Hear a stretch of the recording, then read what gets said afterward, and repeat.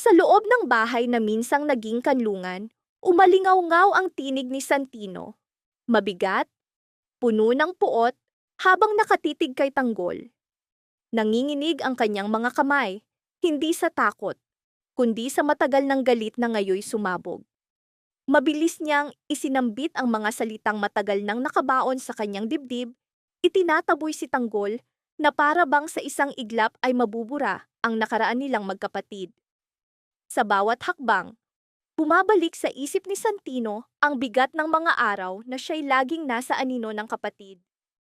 Paulit-ulit na umuukit ang tanong, saan napunta ang mga pangako ni Tanggol?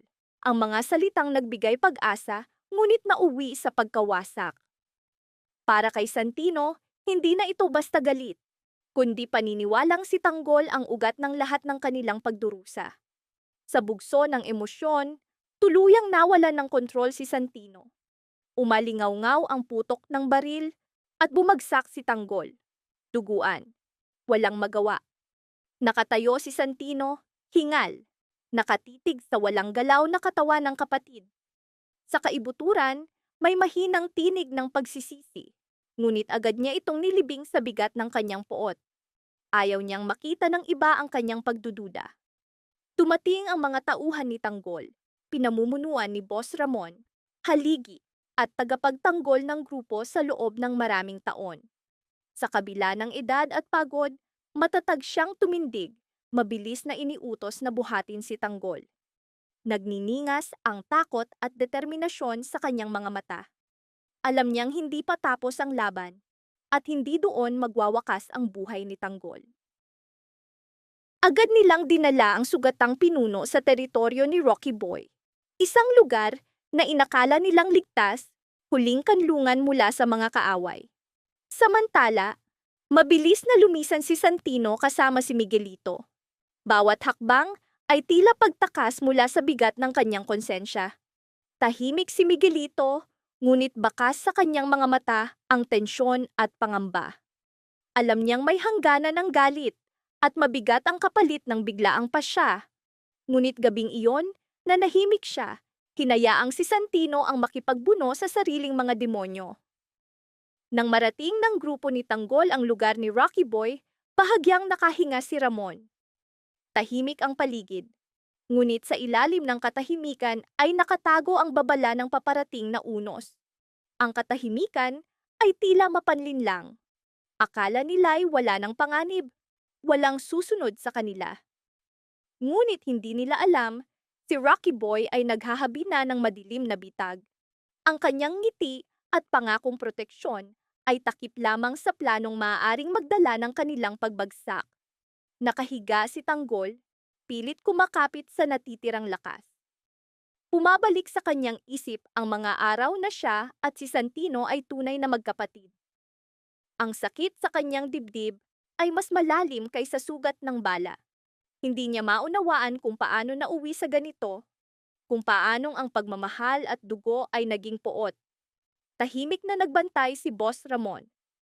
Ramdam niya ang papalapit na panganib, ngunit handa siyang isakripisyo ang lahat para sa kanyang mga kasama, mga taong itinuring niyang pamilya.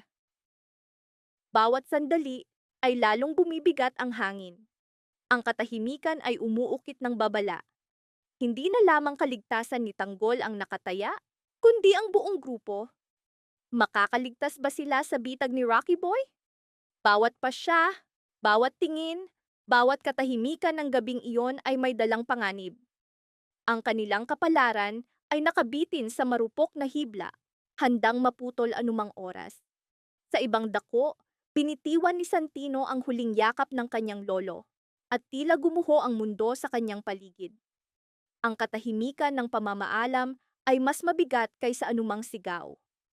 Habang lumalayo mula sa ina at anak na minsang naging kanlungan, dahan-dahang napupunit ang kanyang puso.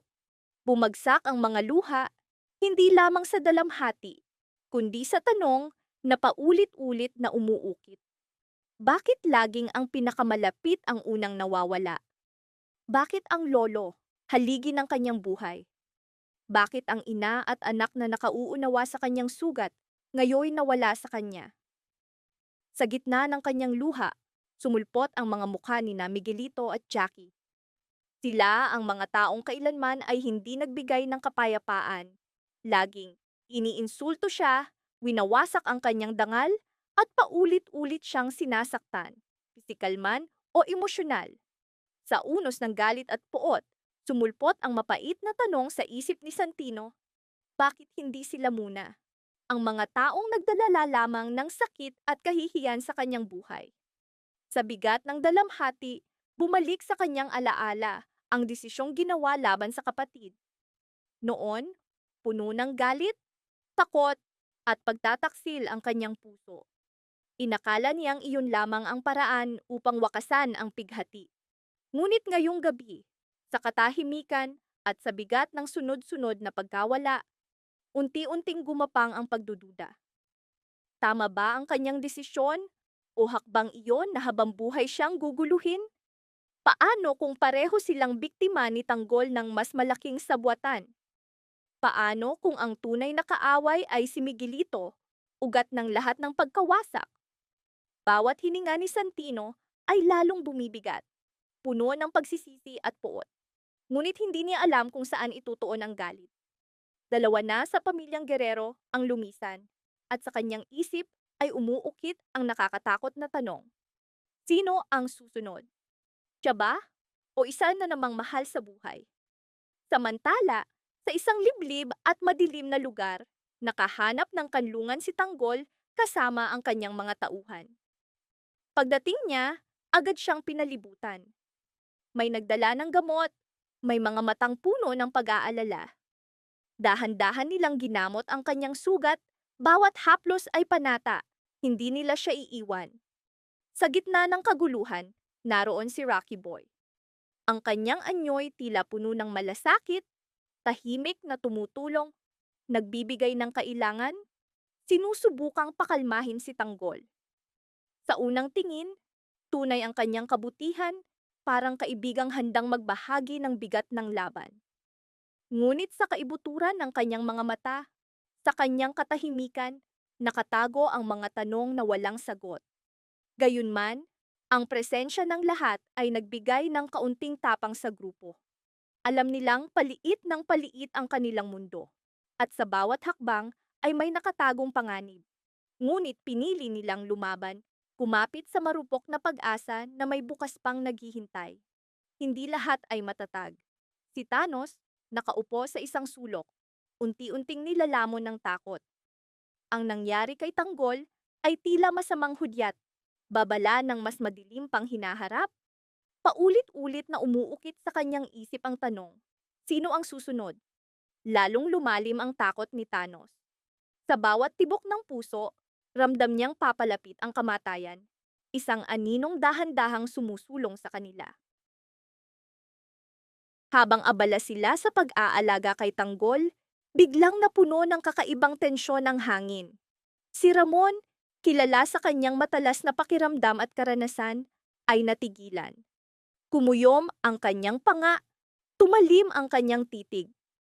Malinaw niyang naramdaman. May kakaibang presensya. Isang babala ang umalingaw-ngaw sa kanyang isip, may pumasok. Tahimik, ngunit mapanganib. Bawat sandali ng pagkakaantala ay maaaring maging huling oras ng kanilang buhay. Sa iglap na iyon, tila sumabog ang katahimikan. Nakita ni na Ramon, Tanggol, Rocky Boy, Thanos, at ng buong grupo ang katotohanan, hindi na kontrolado ni Santino ang sarili. Sa kanyang mga mata, kumikislap ang mga aninong hindi pamilyar. Galit na unti-unting nilalamon ang kanyang isip. Nanginginig ang kanyang kamay sa gatilyo, hindi sa takot, kundi sa paniniwalang lason ng maling paniniwala. Sa kanyang isip, iisa lamang ang larawan. Si Tanggol ang sanhi ng pagkamatay ni Erica. Ang babaeng minsang pinangarap niyang protektahan, simbolo ng pag-asa sa kanyang magulong buhay. Ngunit sa sandaling iyon, nilamon ng puot ang dugong nagbubuklod sa kanila. Isang putok ang yumanig, bumaon sa katawan ni Tanggol.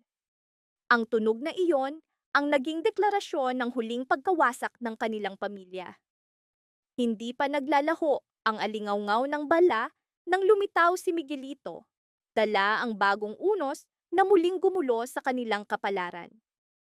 Sa mukha ni Miguelito, gumuhit ang kakaibang ngiti, hindi angkop sa trahedya. Kumislap ang kanyang mga mata sa di pangkaraniwang tuwa, para bang matagal na niyang hinihintay ang sandaling ito.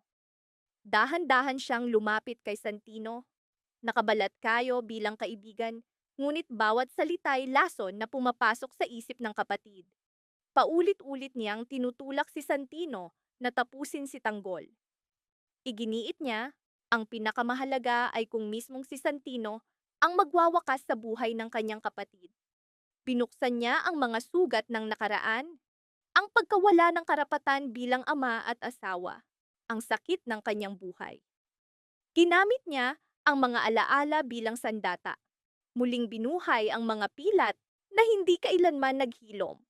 Lalo pang piniga ni Miguelito ang kanyang pang-uudyok. Para sa kanya, iyon ang perpektong oras, ang sandaling matagal na niyang pinlano. Ngunit sa isip ni Santino, nanatili ang anino ng pagdududa. Mabigat ang kanyang paghinga, nakatitig sa walang malay na si Tanggol. Naniniwala siyang tapos na ang laban.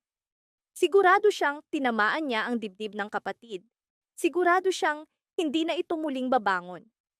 Kaya't malamig niyang sinabi, hindi pa oras. Para sa kanya, sapat na ang nangyari. Sa kanyang puso, inakala niyang patay na si Tanggol.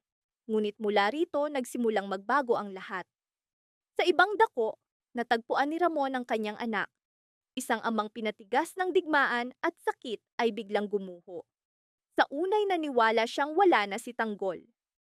Bumagsak ang kanyang mundo sa paniniwalang nawala na ang batang matagal niyang ipinaglaban. Nanginginig ang kanyang mga kamay nang haplusin ang katawan ng anak. At sa wakas bumagsak ang mga luha na matagal niyang pinigil. Ngunit sa gitna ng dalamhati, isang munting himala, narinig niya ang mahina ngunit buhay na hininga. Buhay si Tanggol. Mahina, ngunit sapat upang muling sindihan ang pag-asa. Agad kumilos si Ramon. Tinawag niya si Eneng at walang pag-aalinlangan nilang binuhat si Tanggol palayo sa panganib. Sa bawat hakbang, takot si Ramon na maaaring iyon na ang huling sandali ng kanyang anak. Dinala nila si Tanggol sa taguan ni Rocky Boy, kilalang kanlungan ng mga sugatan, lugar na nakatago sa mata ng lipunan. Doon, pansamantalang nailigtas si Tanggol mula sa kamatayan. Ngunit malayo pa sa katapusan ang kanyang pasakit. Matapos gamutin ang sugat ni Tanggol, tahimik na nagmasid si Rocky Boy. Sa kanyang isip, gumulong ang mga kalkulasyon, ang kahinaan ni Tanggol ay pagkakataon. Naniniwala siyang iyon ang tamang oras upang putulin ang lahat ng ugnayan, tapusin ang bawat kakampi na maaaring humadlang sa kanya balang araw. Hanggat mahina si Tanggol, hanggat hindi siya makalaban, dapat matapos ang lahat ngayon. Hindi mula sa awa ang kanyang pasya, kundi mula sa malamig na kalkulasyon. Isinuot niya ang kanyang maskara, ang kilala sa ilalim ng mundo bilang simbolo ng walang awang paghihiganti. Isa-isa niyang tinarget ang mga kaibigan ni Tanggol. Walang babala, walang habag. Bawat pagbagsak, bawat katawan na lumugmok ay patunay ng kanyang matibay na paninindigan. Sa huli, bumalik ang kanyang tingin kay Tanggol. Walang magawa, duguan, halos mawala ng malay. Ang kalagayan ni Tanggol ay nagbigay ng kakaibang tuwa sa mga mata ni Rocky Boy. Muli't muli niyang binugbog, para bang tuluyan nang naglaho ang kanyang konsensya. Bawat suntok ay halo ng galit, takot, at bulag na pagnanasa sa kapangyarihan. Nanatiling tahimik si Tanggol. Sa kanyang katahimikan ay tila sumisibol ang tanong. Hanggang kailan magpapatuloy ang siklo ng karahasan? Sa dilim ng gabing iyon, muling isinusulat ang kapalaran. Walang nakakaalam kung sino ang mabubuhay at sino ang maglalaho sa anino ng kanilang mga kasalanan. Ang katahimikan ng gabi ay mapanlinlang, sapagkat sa sandaling iyon, nagpasya ang tadhana. Itulak si Tanggol sa kapalarang wala ng balikan. At gabing iyon, muling bumalik ang isang tinig na pamilyar, nagdala ng takot at mabigat na damdamin. Sapagkat iyon ang pinakamalupit na kabanata ng Batang Quiapo, kabanatang walang sinuman ang lalabas na hindi sugatan. Dito, nagsimula ang pinakamapait na sandali ni Erica.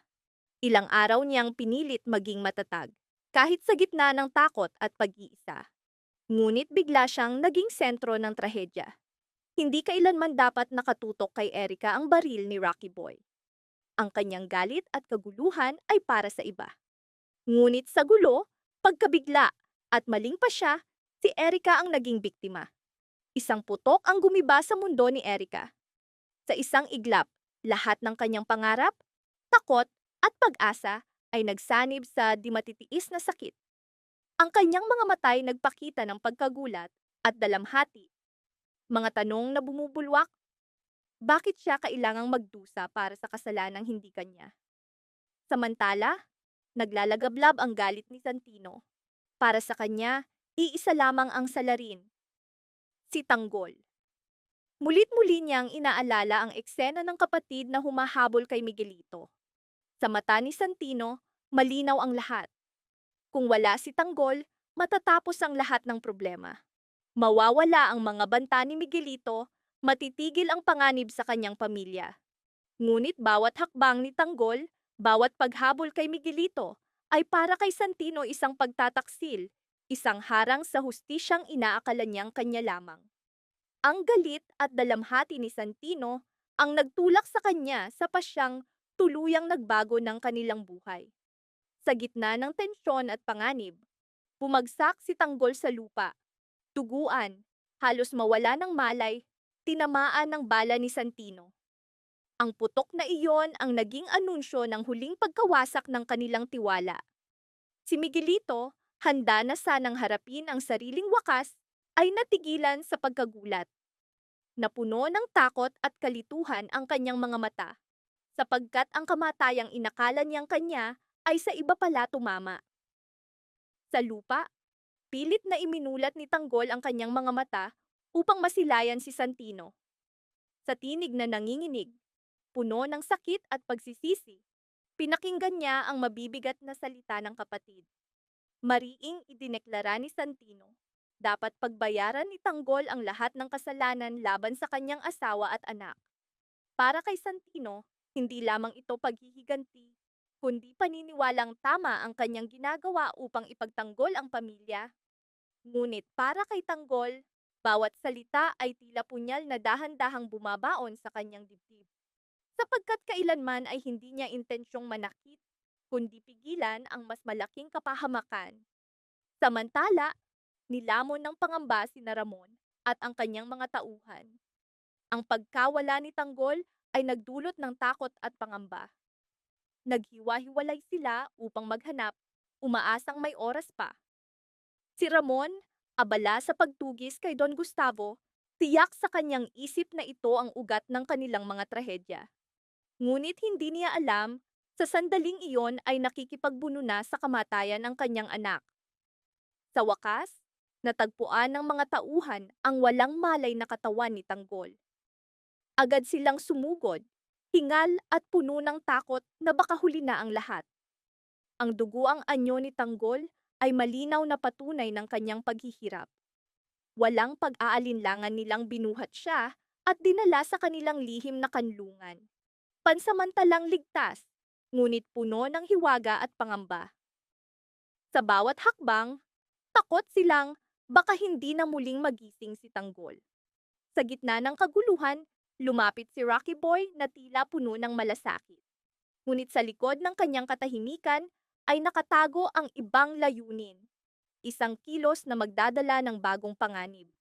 Nagpahayag siya ng pag-aalala para kay Tanggol, iginiit na kailangan ng agarang gamutan o huli na ang lahat. Ngunit sa kanyang mga mata ay nakatago ang takot at pagkakasala. Alam niyang siya ang nagkamali, siya ang nagtulak kay Erica sa bingit ng kamatayan. At ang lahat ng pangyayari ay bunga ng kanyang maling pasya. Ang kanyang pagpapanggap ay hindi lamang upang linlangin ang iba, kundi upang kumbinsihin ang sarili, makatakas sa bigat ng sariling kasalanan. Habang papunta sa lihim na kanlungan, iba-iba ang emosyon ng bawat isa. Si Ramon ay puno ng pagsisisi, sapagkat iniwan niya si Tanggol upang habulin si Don Gustavo. Tahimik ang kanyang mga kasama, ngunit bakas sa kanilang mga mata ang takot at pangamba. Si Santino ay bihag pa rin ng kanyang galit, ngunit sa kaibuturan ng kanyang puso ay unti-unting sumisilip ang pagdududa. Tama ba ang lahat ng kanyang ginawa? Si Erica, sugatan at mahina, ay patuloy na lumalaban. Kumakapit siya sa marupok na pag-asa na balang araw ay maibubunyag niya ang lahat ng sakit na kanyang dinanas. Gabing iyon, walang nakahinga ng maluwag. Mabigat ang bawat katahimikan, puno ng tanong at pangamba ang bawat tingin. Ang kanilang mga desisyon ay mag-iiwan ng sugat na hindi madaling maghilom. Lalong dumilim ang kanilang landas, mas mapanganib ang bawat hakbang. Unti-unting naging malinaw. Sina Tanggol, Santino, Erica, Ramon, Rocky Boy, Miguelito at Don Gustavo, lahat ay nakatali sa iisang kwento. Puno ng sakit, galit at paghahanap ng katotohanan. Isang kwento na hindi pa nagtatapos, ngunit sa bawat sandali ay hinuhubog ang kanilang kapalaran. Sa lihim na kanlungan, ginamot ni Amon at ng kanyang mga kasama si Tanggol. Matagal nang iyon ang kanilang tanging santuwaryo. Nanginginig pa rin ang katawan ni Tanggol sa bawat hinga. Ang kanyang mukha'y puno ng sakit at pagod mula sa mga nakaraang laban. Maingat na nilinis ni Amon ang mga sugat, pinipilit manatiling kalmado, bagaman ramdam ang bigat ng responsibilidad. Para sa kanya, hindi lamang ito paggagamot sa kaibigan, kundi pakikipaglaban para sa buhay ng lalaking naging simbolo ng kanilang pakikibaka. Sa paligid, puno ng pangamba ang mga mata ng mga kasama ni Tanggol. Kahit ang mga tahimik ay may bakas ng takot sa kanilang titig. Tila anumang oras ay maaari rin silang mamatay isa-isa. Sa labas ng kanlungan, bawat tunog ay nagpapabilis ng tibok ng kanilang puso. Mabigat ang katahimikan, puno ng tanong na walang kasagutan. Lalong lumaki ang takot sa kanilang isip, na ang kapalarang bumabalot kay Tanggol ay maaari ring dumapo sa kanila anumang oras. Sa gitna ng tensyon, biglang nakaramdam ng kakaiba si Ramon. Nakatayo sa bungad ng taguan, tila may matang nakamasid mula sa dilim. Nanlaki ang kanyang mga mata nang mapansin ang bahagyang paggalaw sa anino. Malinaw sa kanya, may nakapasok sa kanilang lihim na kanlungan at tiyak na kaaway iyon. Napuno ng pangamba ang kanyang dibdib, ngunit nanatiling matatag si Ramon. Agad niyang tinawag sina Amon at ang iba, iniutos na maghiwa-hiwalay at maghanap.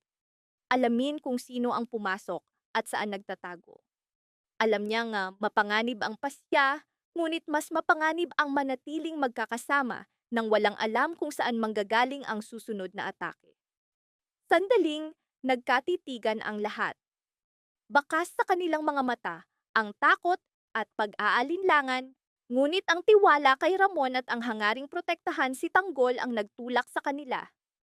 Naghiwa-hiwalay sila, hindi alam na papasok sila sa mas malaking panganib. Sa dilim, tahimik na gumalaw si Rocky Boy, puno ng galit at paghihiganti. Isa lamang ang kanyang layunin, ipagbayad si Tanggol sa lahat ng sakit at kahihiyan na kanyang dinanas. Isa-isa niyang sinundan ang mga kasamahan, naghahanap ng pagkakataong umatake. Ang kanyang galit ay parang apoy, matagal nang naglalagablab, at gabing iyon handa ng sumabog. Sa wakas, pumasok si Rocky Boy sa silid ni Tanggol. Bago pa man may makapansin, sinunggaban niya ang duguan at mahina. Walang awa siyang sumugod, ibinuhos ang lahat ng galit at paghihiganti. Bawat suntok, bawat hampas, ay tila pagbabayad sa mga lumang sugat. Pilit lumaban si Tanggol, ngunit halos wala na siyang lakas. Samantala, Nilamon ng matinding pangamba si Santino. Agad niyang tinanong sina Jason at Miguelito tungkol sa kalagayan ni Erica. Nanginginig ang kanyang tinig, umaasang may mabuting balita. Ngunit ang sagot na kanyang natanggap ay tumama sa kanyang puso na parang punyal. Sinabi ni Nina Jason at Miguelito, wala nang bukas si Erica. Sa isang iglap, gumuho ang mundo ni Santino. Ang kanyang dalamhati ay hindi lamang sa pagkawala ni Erica, kundi pati ng anak na hindi niya kailanman makikilala. Tahimik siyang naupo, dumadaloy ang luha sa kanyang mukha. Muling bumalik sa kanyang isip ang alaala ni Erica, ang kanilang mga pangarap, at ang pamilyang minsang pinangarap nilang buuin. Ramdam niya ang nakakatakot na pagkawasak ng kanyang sariling pagkatao. Sa gitna ng pighati, unti-unting sumibol ang naglalagablab na galit sa puso ni Santino. Sa kanyang dibdib ay ginawa niya ang panata. Ipagbababayad ni Tanggol ang lahat ng pagkawala, lahat ng sakit, lahat ng pagkawasak ng kanyang buhay. Para sa kanya, iyon ay panatang paghihiganti, panatang hindi niya kailanman sisirain. Makalipas ang ilang sandali, kumalat ang balita. Isa-isa nang nabunyag ang mga lihim, kasinungalingan at pandarayan ni Roberto. At kasabay nito ang pinakamasaklap na balita. Patay na ang kanyang ama. Ang revelasyong iyon ay tumama na parang kidlat. Winasak ang natitirang lakas sa kanya. Anuman ang kanyang mga kasalanan, ang kamatayan ng ama ay nag-ukit ng sugat sa kanyang puso na hindi madaling maghilom. Gabing iyon, nagtagpo ang takot, galit, dalamhati, at apoy ng paghihiganti. Bawat isa'y may sariling laban,